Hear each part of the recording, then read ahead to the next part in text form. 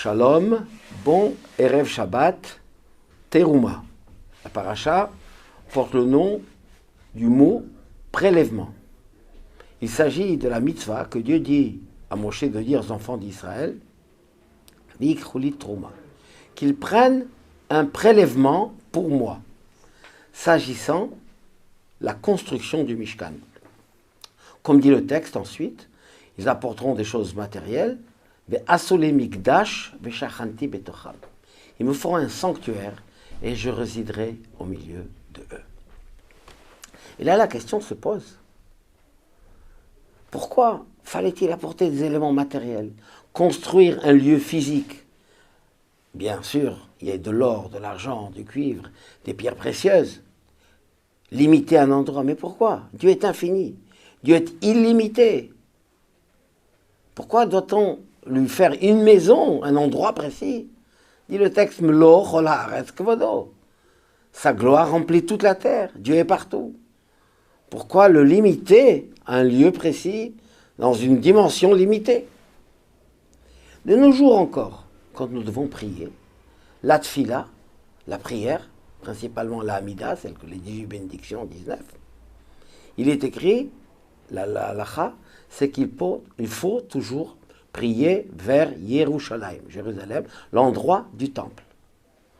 Là où nous nous trouvons, c'est vers l'est, mais ça peut être vers le sud, vers le nord, même en Israël même, ça dépend où on se trouve, pour qu'on doit prier toujours vers Yerushalayim. Pourquoi? Parce qu'on doit être, la tfila, les prières qui vont monter dans le ciel, passent par Yerushalayim, par l'endroit du temple, le kotel. Alors on doit prier vers là-bas. Et la même question se pose. Pourquoi nous limiter à un espace précis? Akadosh Baruch Hu, Dieu est partout. On a surtout l'importance, c'est d'avoir la kavana, l'intention, pour prier vers Hachem, pour Hachem, à Hachem. Quelle importance y a-t-il? Quel sens on se tourne? Et là, nous avons un enseignement important, fondamental, dans la notion que nous avons à servir à Kadosh Baruch Hu. Dans le monde matériel, il est limité. Le monde est limité. Chaque chose a des limites. Le grand, c'est grand, petit, c'est petit. Il est impossible, il est inconcevable de mettre l'eau de toute la Méditerranée dans un verre. Impossible. Pourquoi? Méditerranée, c'est grand. Un verre, c'est petit par rapport à ça. C'est impossible de mettre les deux. Mais cette notion où grand et petit sont contradictoires, c'est créé par Hachem. Pour Hachem, le grand reste grand, petit et petit. Il est infini, il est illimité. Pour Akadosh Baruch Hu, il n'y a pas de limite. Et pourtant, Akadosh Baruch Hu, comme il est grand, infini, illimité, il peut se mettre dans le petit. Car pour lui, petit, c'est pas petit, et grand, c'est pas grand.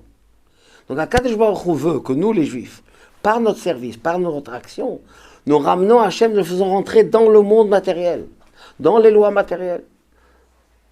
Qu'il s'agit des lois de cacheroute, Dieu s'invite même dans notre cuisine. Pas seulement à la synagogue et le jour de Kippour. Dieu est partout et tout le temps. Mais il est si grand que le fait de se trouver, se limiter dans un espace petit et limité, n'est pas du tout limite pour lui, c'est par rapport à l'homme.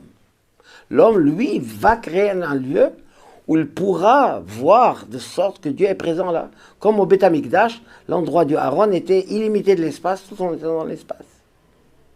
Autrement dit, notre mission consiste à faire descendre ce grand Dieu dans ce monde matériel. À tel point, quand le rabbi Levi Yitzhak de Berditchev a vu la première fois le livre de Tanya, l'Admor HaZaken, le fameux Tanya, le livre fondamental de la pensée chassidique, il a demandé comment il a réussi à rentrer un si grand Dieu dans un petit livre.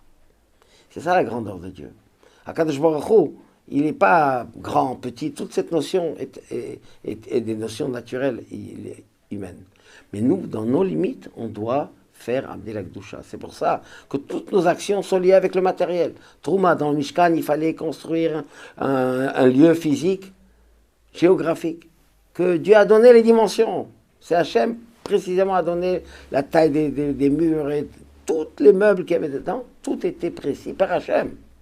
Parce qu'Hachem a voulu que l'homme crée cette notion que l'infini de Dieu se limite au niveau de l'homme. Et l'homme a cette capacité, cette possibilité de rendre ce monde bien et meilleur. Que Dieu fasse Ça se réalise prochainement, que nous voyons le Beth Amikdash construit de nos jours à Yerushalayim. Shabbat Shalom ou Mevorach.